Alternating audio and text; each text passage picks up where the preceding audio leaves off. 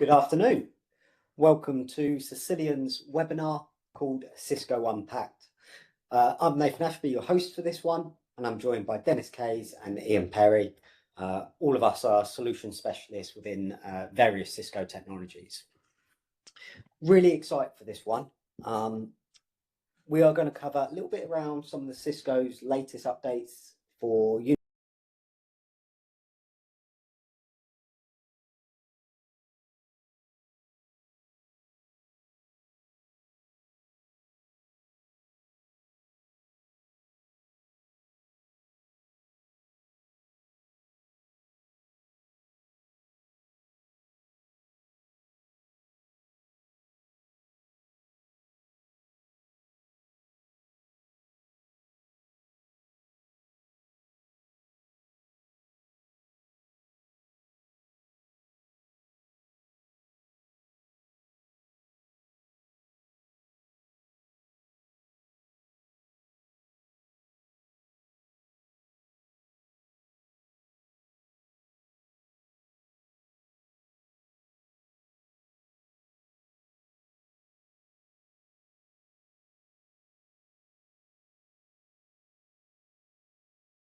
moves away from all these isolated products and solutions into one unified platform that generally, as I say, by excited, it's so needed. I'll start with yourself, Dennis. What did you think of this announcement? Excuse me. As you mentioned, Nathan, it is long expected solution from Cisco, and it's not a surprise probably that it's going that direction.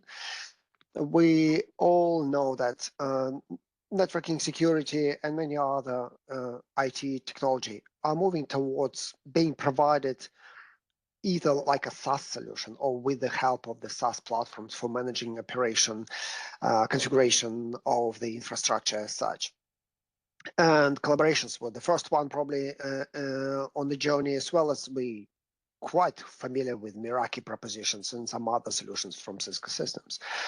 But up to recent time, most of these platforms would be sitting individually in their own SaaS solutions, in their own cloud platforms, cloud controls, and provide valuable operational tools to IT professionals. However, it doesn't give the very holistic overview over multiple technologies which potentially can be exploited and used by the IT specialists within the organizations.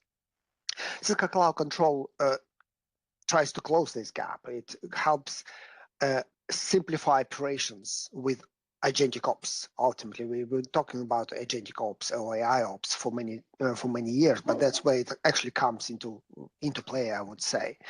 It helps network operators to scale their work. It helps them to augment with the digital workers, digital agents, digital capabilities, so they can move faster and reduce the manual load they need to complete each and every task. And what this cloud control is ultimately amalgamation of platforms and controls and portals which have access to various different technologies within Cisco portfolio. It could be networking, it could be security, it could be Intersight for UCS management, it includes fabric control, it includes additional new features.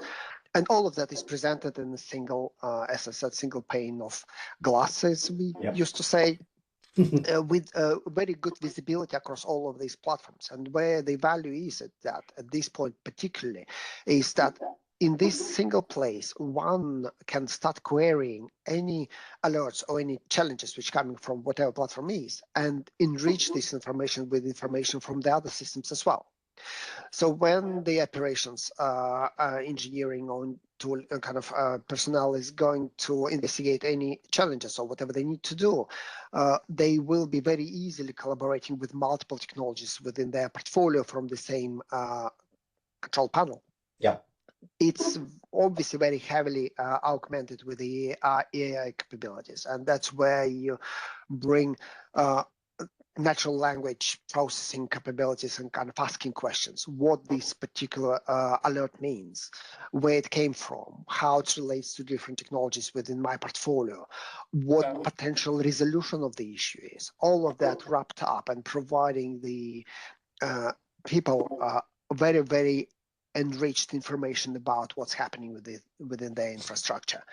To be fair, some tools are integrated much deeper. In this case, for example, like Meraki, you can already see pretty much the entire Meraki dashboard within Cisco Cloud Control. The others may be at that point of time predominantly redirecting to operating and managing these platforms to other dashboards, but Cloud Control accumulates all the telemetry and all the data from different systems in order to provide this kind of overarching visibility across entire infrastructure, Cisco infrastructure within the organization. And what I will do, I'll quickly share my screen and just show a little vision of it. I was tempted to do a live demo, but I felt like just to avoid any issues with sometimes a live demo on the internet, we'll just give a view of it. So this is the product, and exactly as you say, across all of it, you have all of Cisco's core products, which it's so powerful, especially when you as you call out, want to look at operational challenges across them all. Very rarely when a problem occurs is it just sitting in one domain. So having that visibility across them all, but also enabling you to create policies quite simply from a security posture perspective, potentially, that can take in accountability across your various infrastructure there. As we've said before on previous webinars and in its general conversations, that Cisco has such a broad portfolio of solutions. Finally integrating them in a way that actually the more Cisco you're actually using, the more powerful this becomes. Now, that doesn't mean overnight you need to just decide, right, I'm going to rip out any other vendor and go Cisco through and through. However, the more, as I say, you have in place, the more cohesive this becomes for you.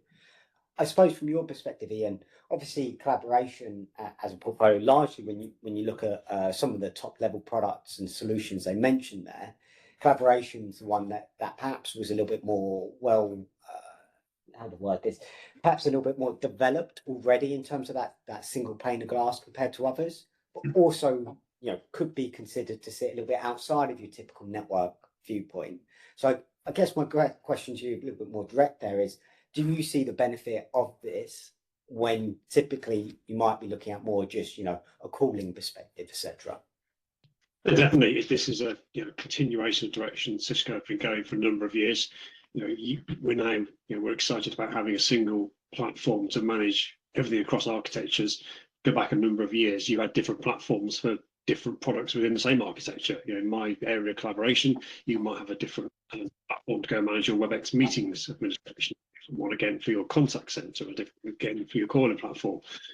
Cisco have improved that massively over the last few years. So Collaboration Control Hub, as it's now known, is the central place to manage all of your collaboration workloads, and that this evolution now of Cisco Cloud Control is a logical next step really. So again, having that one platform, as you see here, all those different workloads in there, and should we view collaboration as an isolated application network? No, probably not. It's part of the infrastructure.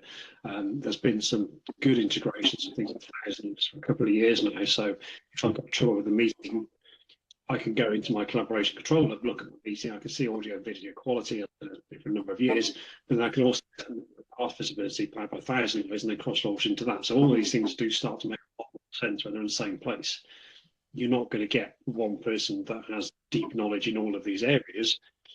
But for our customers' first line support, for example, in their service centres, just being able to have visibility of everything and getting the cloud control, bring together an overview of good things and bad things in the organisation, and then perhaps engage an SME to go slightly deeper on a particular issue. I think it's just really powerful for them. No, I completely agree. And just showing a couple more extra slides, as we're kind of alluding to, it's going down that approach where they very much, and they've used the word one a lot of times on this, but it truly is the platform that they are aiming to achieve. Dennis, you mentioned something I think is really interesting and actually brilliant, right? You've got a management platform, simplifies, where your teams go to support it, but actually that AI perspective of it. Cisco announced this a couple of years ago, and again, we're finally at a point we're starting to see these products really come to life at much faster pace now as well. But this product in particular is Cloud Control for Management, which then embeds with their AI Canvas solution. Now, AI Canvas is being designed to enable you to benefit from the fact you now have a single platform that's looking at, say, your security posture, looking at your collaboration meeting experiences, while keeping in mind your data center infrastructure, your branch offices, etc. And you can imagine immediately, while they've all got their own AI assistants, and within each portfolio, that AI assistant's very powerful. But when you have an AI assistant that can now look across all of it, it is uncomprehendable an amount of support and ease this will create for your teams. Dennis, from your perspective, have you had many conversations or seen kind of a need for this kind of AI canvas, the ability to have a tool that can truly look across that whole stack? Absolutely. And idea of AI canvas has not been invented by Cisco, to be fair. It has been on the market for some time, but it was predominantly done kind of other areas of not being as an operational tool for technical professionals within networking, infrastructure, security, collaboration fields. Cisco solution particularly interesting because how it is built, again, how the cloud control is built, where each and every element which embedded or integrated into cloud control, other platforms, other solutions, are exposing data they have access to through MCP protocol. And as a result, the AI canvas, which is part of the cloud controller solution, has multiple, again, capabilities to interrogate all these individual systems, leveraging MCP protocol as well, and agents which are running within the AI canvas, and provide a very comprehensive view for the user on this subject or on the problem they experience. As you can see on the screen, even kind of very, very brisk view. On the left side, you have traditional conversational interface where you can ask some questions in natural language and so on, watch agents actually reason why and what is happening. So AI agent, AI assistant provides you feedback. You can also select the agentic modes. You can use the kind of fast answer model, so you can do reasoning models, which will do much deeper dive into the problem if it is required. Or in the middle, you can see pretty much the set kind of widgets which are created on the fly when you start talking with the system and saying, show me that, show me that, show me that. The system within AI Canvas, agents within the AI Canvas, when they start driving data out of the relevant system, can present it as and visualize in the way as you can see on the screen. So it's not just text which you're getting back. You actually get the very visually clear information which gives you much faster to the point where you want to be and how you can see what's happening within the infrastructure you're after. But it's also, interestingly enough, you build up this, for example, this particular query, as you can see on the screen. It's not just for you. You can easily share that with all your coworkers, which again helps you to resolve the issues you're having faster, as well as saved actually in the memory, so you can return back to the same problem and see how it is resolved or not resolved. So it provides again the very, very natural way as humans use to resolve the issues themselves, but leveraging AI capabilities to do it much, much faster. We used to go to different systems and try to pull the data from different systems and put it somewhere on a piece of paper or in an Excel spreadsheet or whatever it is. Here, you don't need to do that. You're just asking questions you are concerned about and start seeing what system can dig out from different subsystems, some platforms, and visualize it for you. And you can hopefully much faster comes to the solution. Not to mention that AI Canvas with the, again, reasoning models you can ask it, go deeper and actually find out what the potential root cause of the problem is, what the resolution is, and eventually, I wouldn't be surprised, it will be even acting on the resolving the issue as well. Not surprised, to be fair, there is already within the solution from Cisco system. Cisco mentioned on-demand agents, which they were building for some time, but they just announced, I believe, within the platform as well, as part of their agentic ops, their ambient agents, which are working, can pretty much work 24/7. You don't need to ask anything. It has the full agentic loop. It gets from the sense, which happens during diagnostic, remediate activities, validate that it actually has been remediated, and deploy.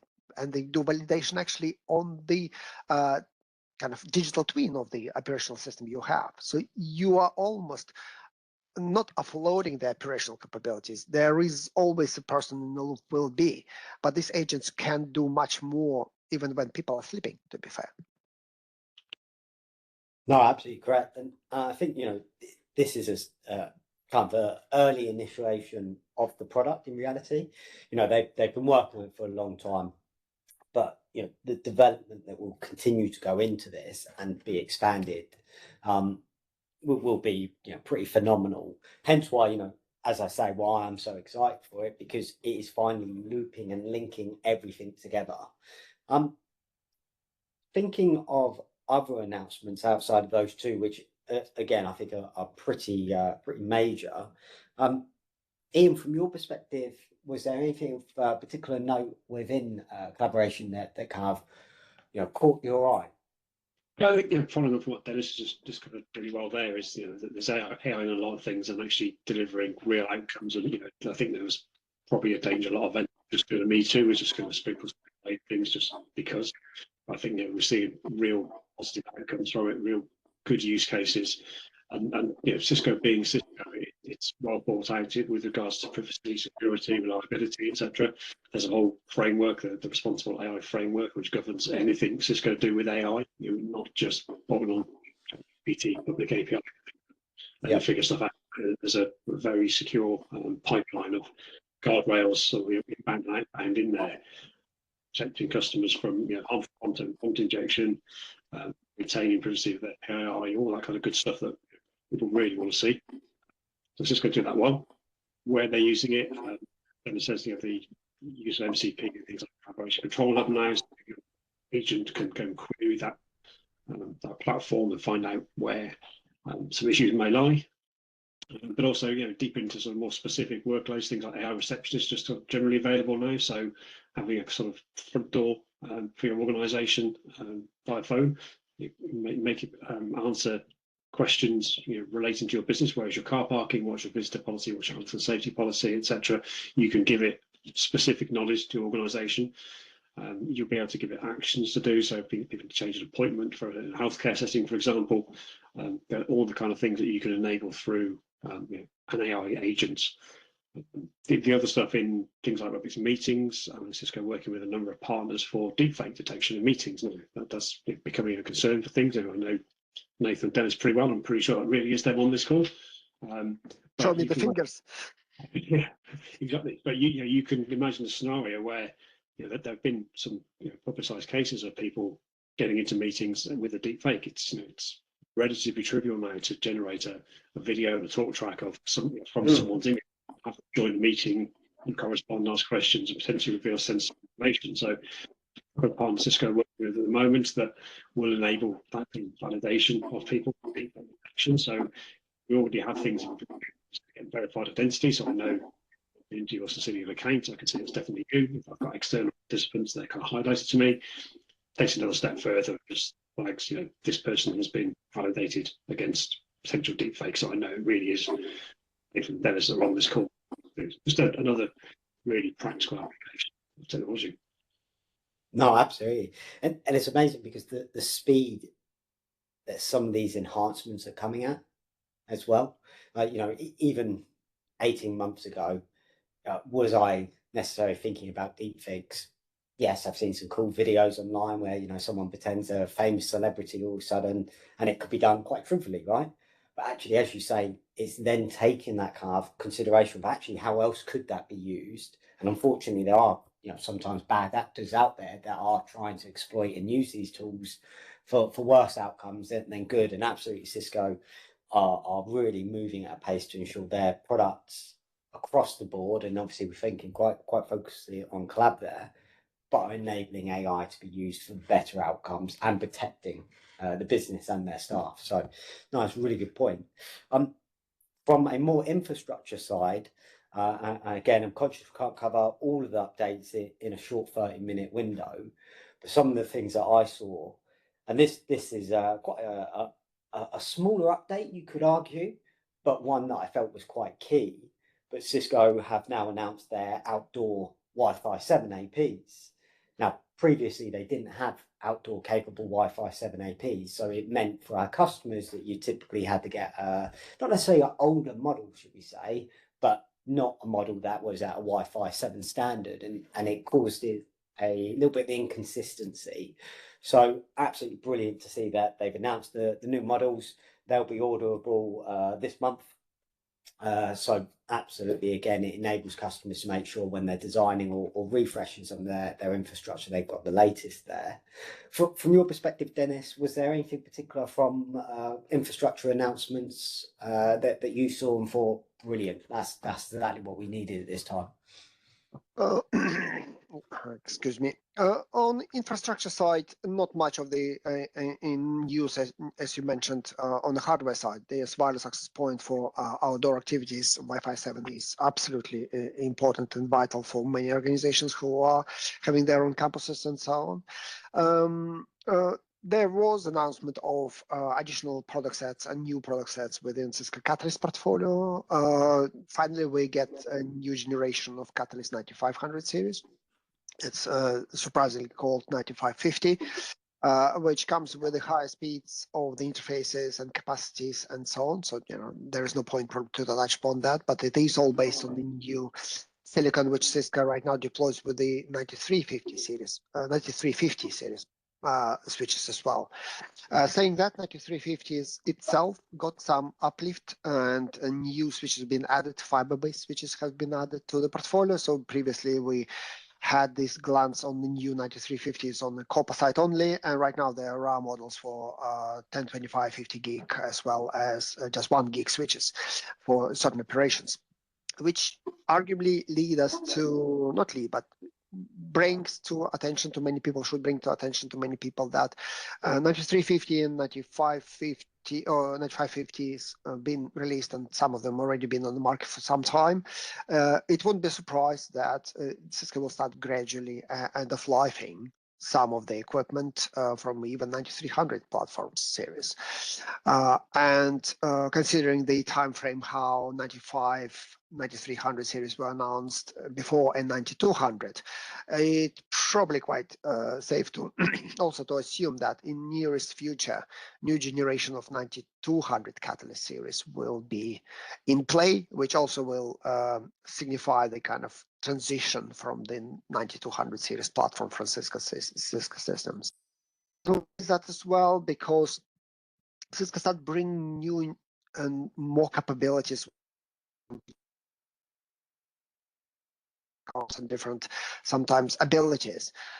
One of them, quite interestingly enough, obviously related to the networking infrastructure mostly, is Cisco Live Protect.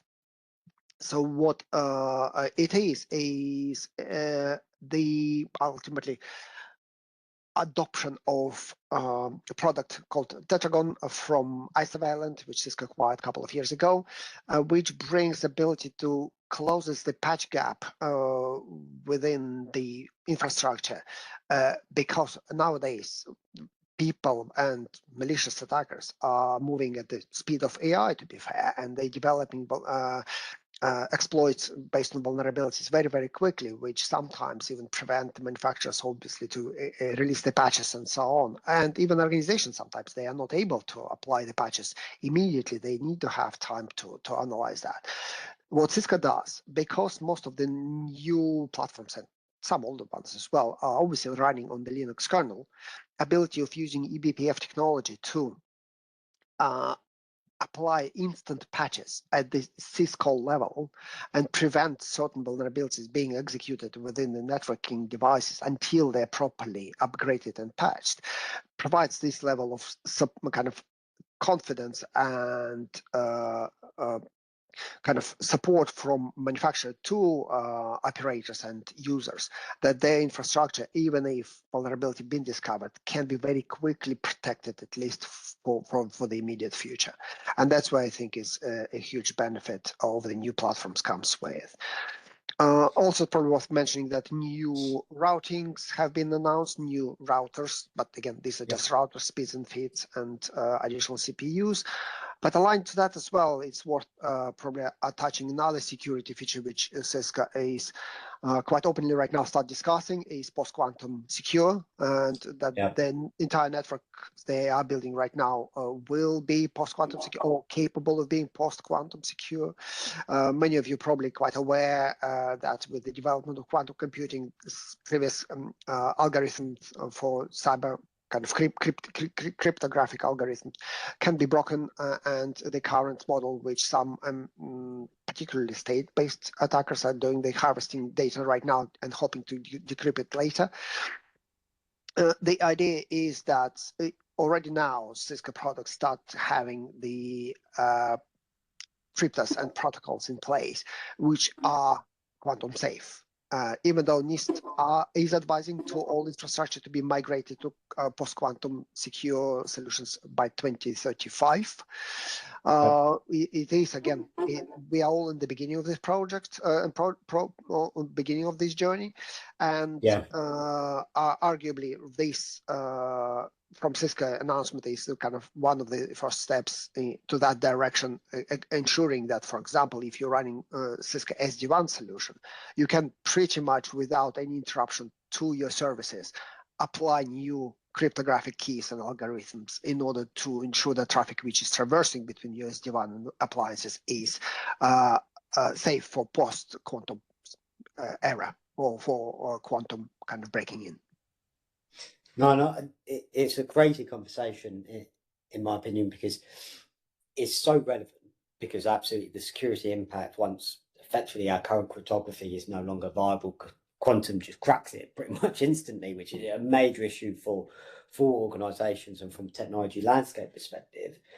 The reason I say it's crazy is just the speed this is happening. I remember, Dennis, myself, and you, we were talking about qubits not long ago, when, the reality of how it feels so far away that it's in kind of a lab and R&D. But exactly as Cisco's saying, I think this goes across the board for all vendors. The risk is the data can be harvested now and then cracked at a later date. So some of the secure updates that they're working on for their portfolio is going to be so core. Yes, you might not be thinking right now, I need to build infrastructure designed around quantum networking or quantum computing as a whole. But absolutely, it should be in the forefront of your mind when you're making infrastructure design considerations or looking at your current architectures, what it could mean and what can you do now. And Cisco's certainly positioning themselves to be able to aid there. Conscious slightly of time, this was quite a very quick whistle-stop tour on some of our thoughts and what we saw from Cisco Live. I think, again, one of the core elements that we probably spent nearly half the session on was around cloud control and AI Canvas. Again, I think one of the most relevant changes and updates from Cisco to bring everything together finally in a very powerful way.